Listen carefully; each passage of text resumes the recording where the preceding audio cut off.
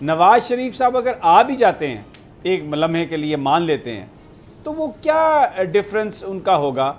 वो कौन सा बयानिया लेके चलेंगे? वही बात वो करेंगे जो मरियम नवाज कह रही है, जो ये दूसरे कायदीन कह रहे हैं, तो क्या फ़र्क पड़ेगा उससे? देखिए समी साहब, पहले तो एक बात तय है कि अभी इजाज़त नहीं है मियाँ साहब को आने की। मैं खुली बातें आपके साथ कर रहा हूँ। बिल्कुल सही। इजाज़त होती कब के आ गए होते, जिस तरह गए थे उस तरह आ गए होते। इतने मजबूर और इतने टेम हो गए हैं, इतने अब पालतुओं की तरह एक्ट कर रहे हैं कि इजाज़त लेके आएंगे।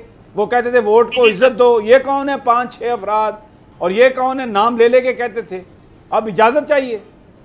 देखिए समी साहब, पॉलिटिकल साइंस की सारी किताबें फारिग हो चुकी हैं, हमें रियलिटी की तरफ जाना है। फौज एक पॉलिटिकल रियलिटी है, all roads lead to GHQ. वो तो बार बार ये कह रहे हैं कि हम कोई सियासत में जो मर्जी कहते जाए, यहाँ कोई भी बच्चा नहीं बैठा हुआ, और मेरे ख्याल में उनका रोल होना चाहिए। हमारे डायनामिक्स मुख्तलिफ नहीं, लेकिन ये फिर बताएं ना, ये तो नहीं कह रहे, जो नजर आया है। नहीं, वो तो कह रहे हैं कि नहीं शाह साहब, ये तो ये कह रहे हैं कि उनकी सेहत ठीक होगी तो वो आएंगे। ये तो कहीं पे भी नहीं कह रहे कि हमें कोई रुकावट है। ये जो मर्जी कहते जाए, इनको क्या पता, आना होता है इसहाक डार को पहले भेजते फीलर के तौर पर। नहीं, अभी इजाजत नहीं है। सब्सक्राइब करें और बेल दबाएं ताकि कोई खबर रह न जाए।